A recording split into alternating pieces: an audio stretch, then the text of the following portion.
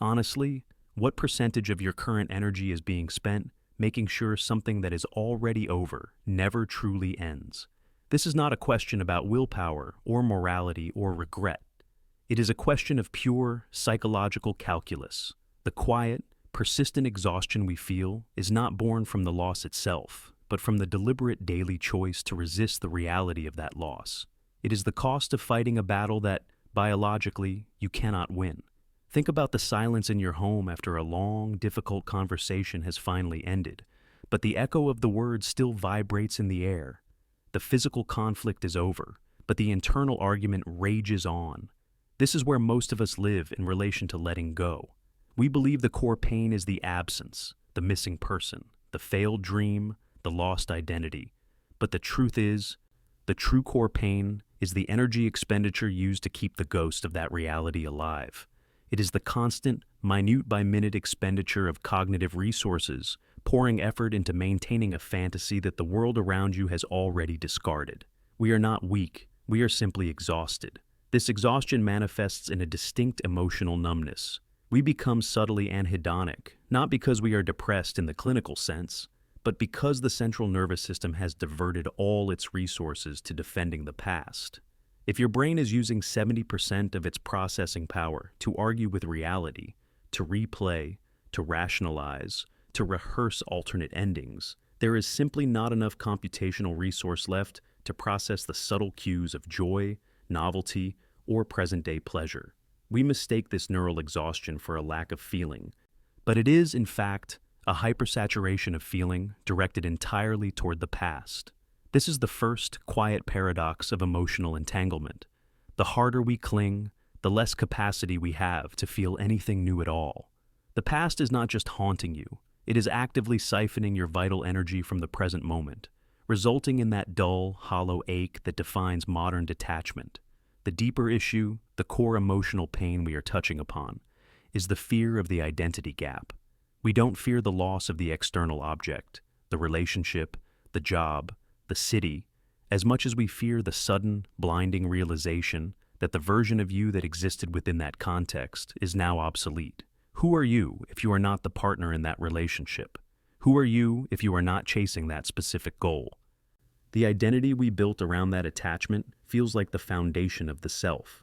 When the attachment leaves, it feels like the loss of a limb, not merely an accessory. The ensuing psychological panic is profound. We fight to hold on to the past because, without it, we are staring into a frightening, unscripted future where our sense of self is suddenly undefined. This fear transforms into a kind of cognitive rigidity. We lock down our perspectives, insisting on a single narrative of what should have been. This rigidity is a defense mechanism against the overwhelming chaos of change. We tell ourselves, if I just try harder, if I just explain myself one more time, if I just stay in this painful familiar space, I can avoid the complete restructuring of my identity. We mistake familiarity for safety, and this suffocating safety, this known pain, feels biologically easier than stepping into the unknown, where we might have to re-author the fundamental story of who we are. This clinging is therefore not a sign of unwavering love or commitment. It is a profound testament to cognitive fear. It is the human operating system resisting an essential, mandatory update. The mind prefers the known glitch to the unknown functionality. We confuse the emotional intensity of the memory with the objective value of the event. We cling because we believe the energy we invested in that past reality defines its worth. But the moment you realize that your entire cognitive framework is currently deployed to fight against an immutable past, you recognize the exhaustion for what it is, a misallocation of life force. The quiet task of letting go, then, is not about forgetting or erasing the past. It is a far more fundamental task. It is the reclaiming of your attention. It is the decision to stop paying the exorbitant daily toll that the past demands from your present energy. It is recognizing that the constant internal argument is the source of the draining numbness. When you finally stop rehearsing the scenes, stop seeking the closure, and stop fighting the cold, hard fact of reality, that cognitive energy is suddenly, overwhelmingly released. And in that release, you finally get the space to breathe and to process the grief that the resistance had been actively suppressing. The healing only begins once the fighting stops. The pain you feel is not the memory itself. It is the resistance to the memory's impermanence. This constant fight creates an insidious form of anhedonia, where the present feels dulled, flat, and hollow, precisely because the system is running at max capacity on an old, defunct program. We stay in emotional limbo, half alive, because we are terrified of the complete emptiness that comes after the fight ends. But what if that emptiness isn't a void, but a neutral space, a necessary pause for the neural system to cool down and recalibrate? What if the perceived safety of clinging is actually the most dangerous form of psychological self-sabotage? We must look closer at the true, heavy cost of that resistance. We are entering a quiet domain where the sound of the fight finally fades. The work now is not to move forward quickly, but to simply rest in the sudden absence of conflict.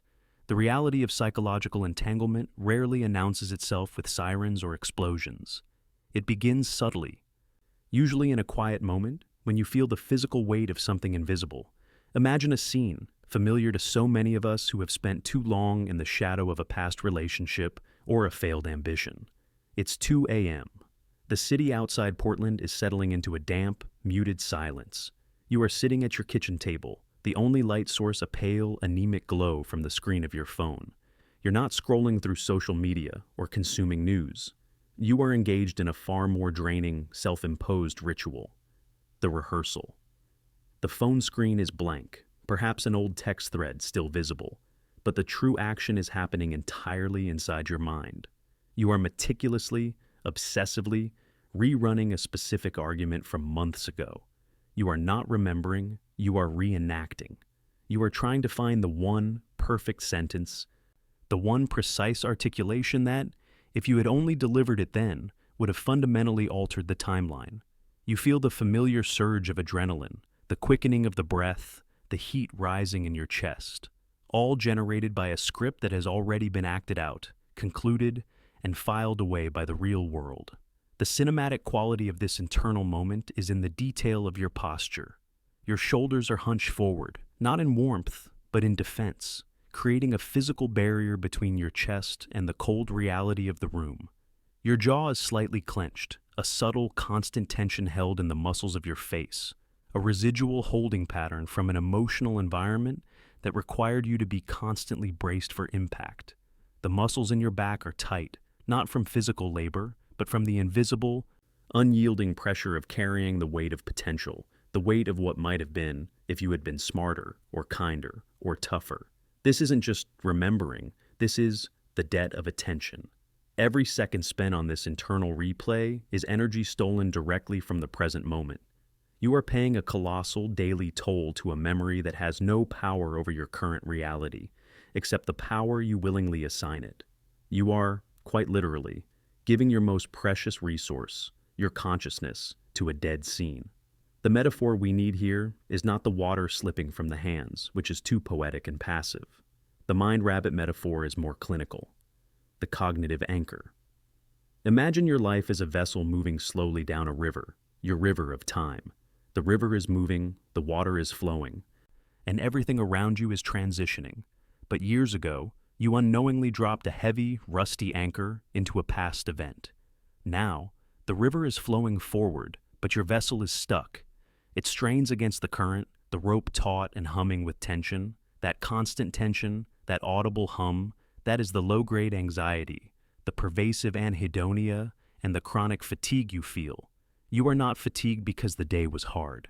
You are fatigued because your entire psychological system is engaged in a tug-of-war against the flow of time itself. The exhaustion comes from the paradox. You are simultaneously in the present and tethered to the past. The nervous system doesn't understand the difference between a real, immediate threat and a meticulously reenacted memory. The adrenaline dump you feel when replaying that fight is real. The cortisol release when you think of that betrayal is real. The body, convinced it is still in the moment of danger or loss, never gets to fully stand down. This continuous low-level alarm is the cost of the cognitive anchor. This is why, when you finally try to force yourself to let go, it feels impossible. You aren't just cutting a memory, you are cutting the rope that has been taut for years. The sudden, violent snap of that tension is terrifying.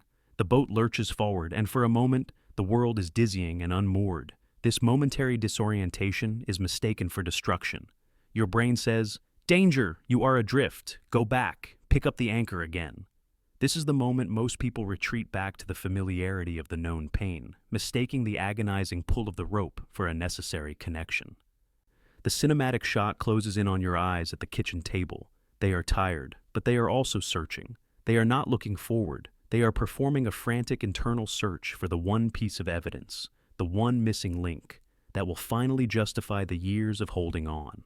The moment of letting go is not the grand decision to abandon the anchor, but the quiet realization that the rope itself has been cutting into your hand for too long, and the true pain is the holding, not the potential floating.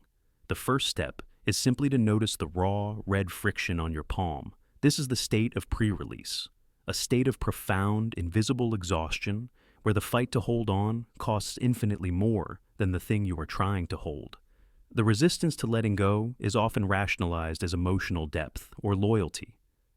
But at its most fundamental level, it is a biological imperative. Our brain's wiring actively encourages us to cling, viewing release not as freedom, but as a catastrophic failure of survival. To understand this, we must look past sentiment and examine the cold, efficient calculus of the neurobiology of loss. The core mechanism at play is loss aversion, a term popularized in behavioral economics, but deeply rooted in our limbic system. Psychologically, we know the pain of losing something is felt about twice as intensely as the pleasure of gaining something equivalent. But what does this mean neurologically? It means that when you perceive the threat of an ending, the loss of a relationship, the termination of a role, the surrender of a long-held dream, your amygdala, the brain's primal alarm center, is instantly activated. The amygdala does not traffic in nuance. It doesn't distinguish between losing a job and being chased by a predator. It operates on a binary, threat or safety. When the reality of loss hits, the amygdala screams, "Threat." This initiates a cascade of stress hormones, cortisol and adrenaline, that flood your system. This is the classic fight or flight response. But here is the critical MindRabbit insight. The fight you are having is not with the external reality. The fight is with the internal alarm. When we cling to the past, we are not displaying conscious willpower. We are responding to the amygdala's veto power. The amygdala, operating outside the rational domain of your prefrontal cortex, PFC, sends an urgent signal. Do not proceed. Do not move toward the unknown. The loss of this attachment represents a resource depletion too great for survival. Even if your rational PFC knows the relationship was toxic, the job was deadening, or the identity was false, the amygdala insists that the known source of pain is preferable to the unknown possibility of greater pain. The known quantity is always, chemically, interpreted as safer than the unknown variable. This creates the persistent state of emotional limbo we talked about. We are mentally paralyzed. The rational part of the brain is ready to cut the cognitive anchor and move the ship forward, but the primitive part of the brain is actively firing inhibitory signals, locking the system down. You feel stuck because your own neurology is engaged in a civil war. Furthermore, this clinging has a devastating effect on our capacity for joy. Linking directly to the concept of anhedonia as neural exhaustion, the neurochemical associated with anticipation and pleasure is dopamine. When we engage in the endless rehearsal of the past, our 2 a.m. ritual, we are creating a powerful, albeit negative, dopamine loop. The search for the perfect sentence, the missing piece of closure, or the alternate ending provides brief, intermittent spikes of dopamine, the feeling of almost solving the puzzle. Your brain gets addicted to this low-grade anticipation of resolution. However, this dopamine is being severely misallocated. It is being spent on a futile chase. This constant expenditure leaves your brain's reward centers depleted for the present moment. When a genuine moment of novelty, connection, or simple joy arrives, a beautiful sunset, a kind word from a friend, a moment of real rest, your brain lacks the necessary chemical resources to register it as a significant reward. It feels flat, dull, and uninteresting. This is the physiological architecture of the empty life problem. The well of dopamine is not dry. It has been entirely redirected toward funding the war against the past. The slow work of letting go is therefore a process of neural reprogramming. It involves consciously overriding the amygdala's veto and starving the negative dopamine loop. This is why techniques like mindfulness or simple present-focused journaling work. They force the PFC to assert dominance. They tell the amygdala, the threat is over, the object is gone, we are safe now. The discomfort you feel when you intentionally stop the internal rehearsal, that sudden, jarring sense of blankness or panic, is the brain struggling to adapt to the sudden withdrawal of the familiar, albeit negative, dopamine source. It craves the hit of almost resolution. True healing is the slow, deliberate work of tolerating that blank space. It is giving the neural system time to recalibrate, allowing the amygdala's alarm to gradually lose its charge, and permitting the dopamine reserves to slowly build up again for the rewards of the present and the future. We must recognize the difference between psychological pain and neurological process. Your pain is real, but the clinging is a program, and programs, however entrenched, can be edited and rewritten. The first step is recognizing that the physical, draining exhaustion you feel is the direct biological cost of trying to outwit your own wiring. Believing you can force the past to become the present. Letting go is the decision to finally stop the drain. The emotional landscape of letting go is far more intricate than the simple binary of holding on versus moving on. It is a multi-layered grief that involves the loss of what could have been, the loss of a specific self, and the unique cruelty of ambiguous loss. This is where the emotional mechanism becomes deeply psychological, moving beyond the simple chemical response and into the architecture of self-narrative. We often believe we are grieving the person or the job itself, but the deepest cut comes from the loss of the version of you that existed within that specific context. You are mourning the self that once belonged there. If you were a partner in a decade-long relationship, you had a certain cadence, a defined set of responsibilities, a shared future narrative. When the relationship ends, the partner role is instantly dissolved and the shared future narrative collapses. The grief is not just for the other person. It is for the sudden, unexpected obituary of a self you thought was permanent. This is the psychological reality of identity attachment. We tie our sense of worth, our future trajectory, and our very definition of who I am to external roles. When those roles are stripped away, the feeling is not just sadness, but a frightening existential disorientation. It's the moment the map you used for years is suddenly rendered useless. You feel unmoored, not because you lack direction, but because the compass itself feels broken. This is the identity gap, the terrifying space that opens up when the external structure of your life no longer supports your internal self-concept. The most difficult form of this mourning is the ambiguous loss. This term, coined by Dr. Pauline Boss, refers to a loss that lacks clarity, certainty, or finality. It is the hardest grief because there is no funeral for what could have been.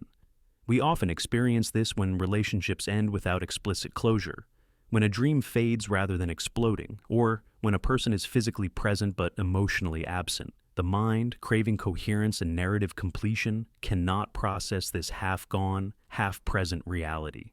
Because the loss is ambiguous, the mind refuses to file it away. It keeps the file open, constantly checking the status, perpetually arguing the case. This is the fuel for the rehearsal, the loop where you endlessly try to solve the narrative problem. You wait in emotional limbo, half alive, because your peace is tied to an apology that never comes, a message that stays unsent, or a definitive explanation that life often simply refuses to provide. The shift that unlocks this paralyzing state is the move from resistance to recognition. Acceptance, in the psychological sense, is not agreement or resignation. It is not saying, I am fine with this. It is simply the act of stopping the argument with reality. It is the profound internal statement. This is what did happen, instead of endlessly debating what shouldn't have happened. This move from the conditional tense to the past tense is monumental. It takes the power away from the what if and anchors you to the uncomfortable truth of what is. This is where the concept of emotional differentiation becomes crucial. To truly let go, you must learn to hold contradiction without collapsing under its weight. This is the hallmark of psychological maturity. You can deeply miss someone and still know, with cold clarity, that they are not meant for you. You can mourn the past version of yourself and simultaneously embrace the uncertainty of the self you are becoming. You can honor a beautiful memory without demanding its resurrection in the present. The mind wants clean, linear categories. Emotional differentiation forces you to hold the messiness. It allows the grief to exist without giving it the power to dictate your present behavior. The sadness remains as a respectful shadow of the past, but the active clinging, the demanding, obsessive search for resolution, dissolves. This acceptance is not just kindness to yourself, it is a profound act of self-authorship. When you stop trying to fix the old story, you reclaim the pen to begin writing the new one. The past is fixed. Its influence on your attention, however, is not. The true act of letting go is realizing that the emotional contract you were waiting for someone else to fulfill was always yours to finalize internally. You decide when the chapter ends. Waiting for external closure is simply another, more sophisticated way of outsourcing your peace. The analysis deepens when we understand that the need for coherence is a fundamental human drive. We crave narratives that make sense, a beginning, a middle, and a clean ending that justifies the pain. Ambiguous loss denies us this coherence, leaving us perpetually searching. Letting go is the courageous step of saying, the narrative does not make perfect sense, and I will tolerate that incompleteness. This willingness to live with a comma instead of a period is what transforms the chaotic raw pain into quiet, integrated wisdom. The story remains, but it stops being a wound and becomes a quiet piece of your history. When the clinging finally subsides, the ensuing state is often misinterpreted, even by those seeking peace. It is not immediate happiness or a surge of positive motivation. The first thing you experience is the absence of noise. This is the MindRabbit insight. The Calmness Trap. Our nervous systems, having been perpetually saturated with the stress hormones, the cortisol and adrenaline of the fight or flight response, have adapted to a state of chronic high alert. The amygdala, operating as the default setting, equates high emotional intensity and conflict with being alive and relevant. The internal argument, the rehearsal, the anticipation of an outcome, all of this chaotic negative energy creates a dense emotional noise that the brain becomes thoroughly addicted to. So, what happens when you intentionally cease the internal argument? When you deliberately refuse to pick up the cognitive anchor? The external chaos ends, and the internal noise abruptly stops. The amygdala doesn't celebrate this peace. It interprets the sudden drop in intensity as a system malfunction. It signals panic. The danger signal is gone. The fight has ceased. Why is it so quiet? Quiet must mean death. Quiet must mean disconnection. This is the calmness trap. We confuse the cessation of emotional pain with emptiness. We mistake the absence of debilitating chaos for the absence of life itself. The system is so hardwired for intensity that when the quiet arrives, it registers as flat, hollow, and anhedonic. This is the moment many people sabotage their own healing. They are so uncomfortable with the neutral state that they subconsciously or consciously seek out new conflict, new drama, or new obsessive thoughts to recreate the familiar, albeit toxic, sense of being connected. The brain, craving its habitual dopamine hit from the chase, will actively try to manufacture tension. It searches for new grievances, replays unrelated slights, or projects old fears onto new situations, simply to pull itself out of the uncomfortable neutrality. The addiction is not to the past relationship. The addiction is to the neurochemistry of the struggle. True liberation begins when you learn to trust the neutrality. You must actively teach your nervous system that calmness is not emptiness. Calmness is simply the recalibrated zero point of your emotional life. It is the place where energy is no longer being drained by resistance, but is held in reserve for intentional deployment. The Evan Reed perspective emphasizes that peace is not found, it is practiced. This practice involves enduring the initial discomfort of the neutrality. It means sitting with the anhedonia, recognizing it as a withdrawal symptom from emotional addiction rather than a sign of failure. When the brain whispers, "This silence is terrifying," you have lost your purpose. You must calmly counter with the statement, "The silence is the space for purpose to be rebuilt." This shift requires a profound level of non-attachment, a concept that is often misused as coldness or detachment. Non-attachment is not about not caring. It is about engaging deeply without the need to possess or control the outcome. You can be fully present in a relationship, a project, or a moment, investing your whole self, and yet maintain the quiet, internal understanding that all things are temporary. A sunset doesn't apologize for ending. A flower doesn't mourn when it wilts. They honor the moment for what it is, and then they flow into the next season. Non-attachment means honoring the memory for the beauty it contained without resenting it for its impermanence. This distinction frees your dopamine system. When you release the need to possess the past or control the future, the brain is finally able to register the quiet rewards of the present, the simple clarity of a thought, the warmth of the sun, the gentle rhythm of your own breath. The most difficult person to practice this non-attachment with is often the version of yourself you outgrew, the self that was too passive, the one who tolerated too much, the one who believed that love had to be earned through perpetual self-sacrifice. Letting go of the external attachment always involves a simultaneous internal betrayal of your old self. That old self, steeped in its pain and its self-limiting beliefs, will argue vehemently for its own preservation. Growth often feels like an act of uncomfortable honesty. It is the painful, yet necessary, realization that you have learned too much to ever go back. The discomfort you feel is the friction of your new self pulling away from the magnetic pull of the old, familiar one. Recognize that friction and trust it. It is the sound of your neural wiring being reorganized. You are moving from the neurochemistry of struggle to the neurochemistry of self-authorship. The architecture of letting go is rarely contained only within the mental landscape. The process must be expanded to include the somatic, the physical body itself, and the collective need for ritual. If the mind is involved in the rehearsal, the body is silently involved in the storage. We are physical creatures, and chronic emotional stress is not an abstract concept. It is physiological load. We store the tension of resistance in muscles, posture, and breath. The clenching of the jaw, the persistent knot in the stomach, the hunched shoulders, the shallow, restricted breath. These are the physical echoes of the amygdala's chronic alarm. When the mind refuses to let go, the body automatically assumes the posture of defense. We carry the dead weight of the past, not just as a narrative, but as a subtle, ongoing orthopedic injury. This is why true release often seems to happen not during a moment of profound insight, but spontaneously during a long walk, a moment of deep stretching in a yoga pose, or a quiet, unexpected wave of tears in the shower. The body, which remembers before the mind grants permission, is finally exhaling what you have been holding too tightly. The physical process of letting go is the unclenching of the somatic defense mechanism. It is softening the shoulders and consciously breathing into the tension in the chest.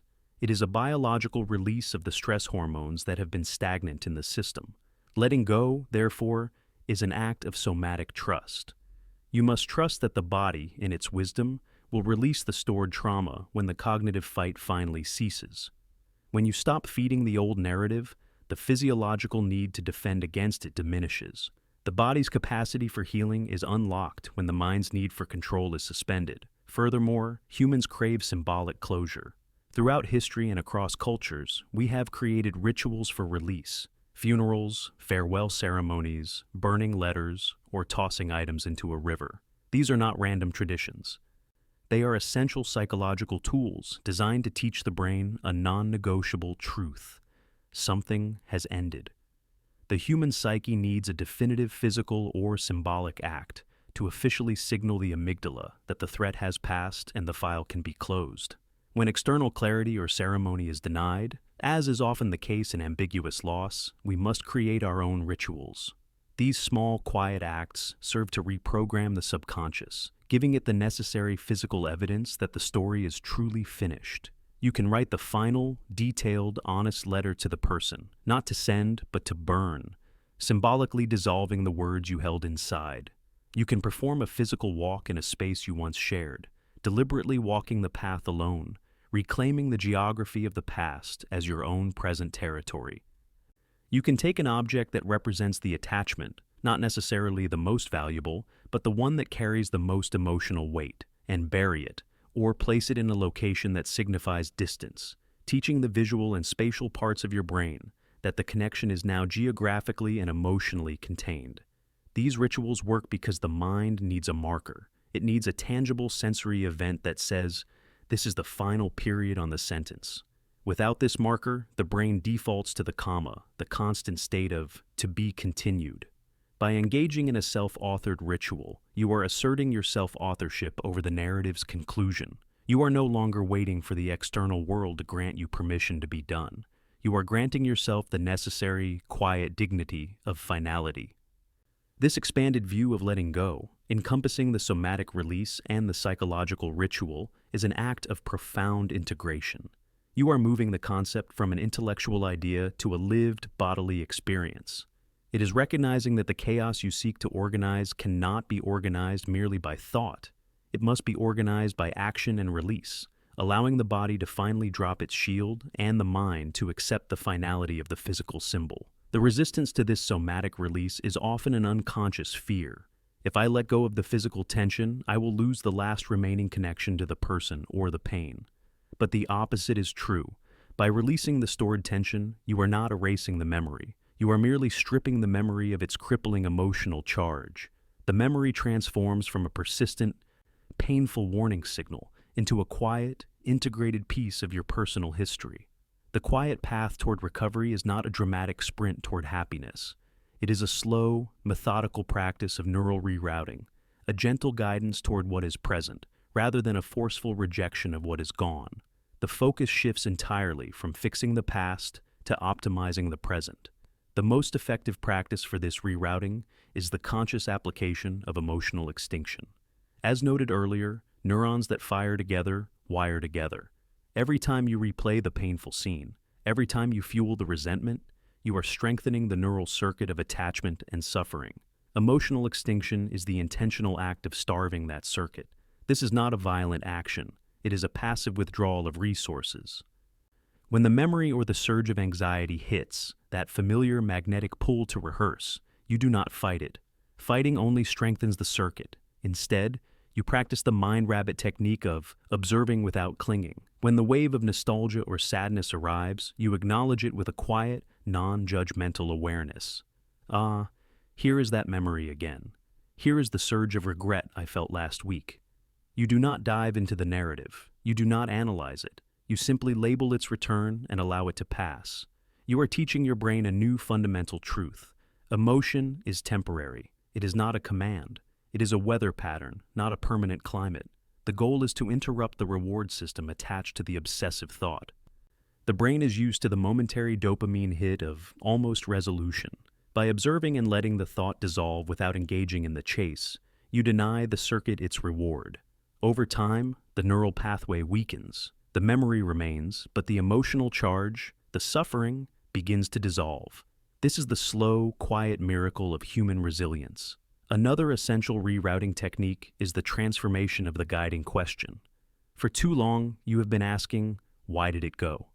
This question is futile. It ties your focus to a fixed point in the past, seeking narrative coherence that may never exist.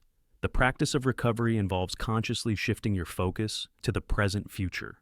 What did this teach me, and what can I learn from this? Why did it go? Right arrow. Traps you in victimhood and obsession? What did it teach me? Or right arrow. Reclaims your authorship and converts pain into insight. This narrative shift allows you to perform reframing. You are not erasing history. You are simply changing your relationship with it. The hardship is no longer a justification for your stagnation. It becomes the data point that informed your present wisdom. The story transforms from a chronicle of failure to a map of your evolution. This process is nonlinear. Healing is not a straight line. It is a spiral. You will inevitably revisit the same pain points, the song, the scent, the anniversary. But each time the memory returns, it finds you at a higher level of understanding. It comes back a little lighter, a little less sharp, until one day the memory is just a memory, stripped of its power to define your present emotional state. You will look back without wishing to return, a sign that the story no longer owns you. Finally, the gentle guidance requires practicing self-compassion. This is not about letting yourself off the hook. It is about realism. It is forgiving the past version of yourself for not knowing better. We judge our former selves with the clarity we possess now. but that clarity was only earned through the very choices we regret. Self-compassion is the quiet statement. I was doing my best with the awareness I had at the time. It is choosing to view yourself not as a villain or a victim of your past, but as a human being on an ongoing journey of adaptation. This single act of internal forgiveness releases an enormous amount of stored judgment and allows the somatic defenses to finally stand down. You stop needing to be right about the past, and you start focusing on being free in the present. You will know you are truly letting go, not when you forget the past, but when your memories become soft rather than sharp. The suffering dissolves, and what remains is a quiet, integrated insight. This is the goal of emotional extinction. The neural pathways that once triggered blinding pain lose their charge. The memory stays, but the ability to inflict suffering vanishes. This is the proof that your brain can heal itself, and that peace is a practice, not a final discovery. Letting go is the ultimate act of reclaiming the present moment. Every thought spent rehearsing yesterday is attention stolen from today, and the present is the only territory where real healing exists. Observe the world around you. The tree sheds its leaves, the tide retreats before it returns. Nature itself runs on cycles of profound release. If we refuse to flow with this fundamental rhythm, we suffer.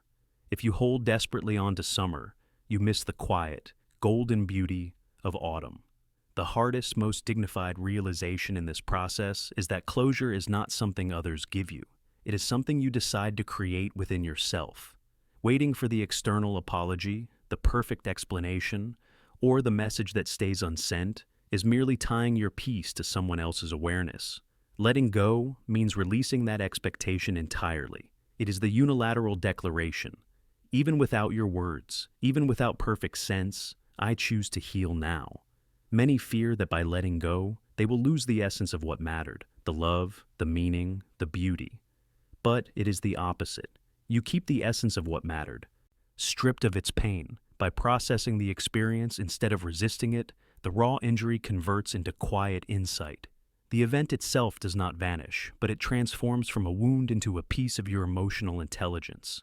The entire landscape of your past transforms when you stop asking, "Why did it go?" and start asking, "What did it teach me?" The subtle truth, buried deep in this psychological journey, is that the act of letting go is never really about the other person, the object, or the moment. It is about reclaiming your freedom from the illusion that you needed them to be whole. You have always been whole.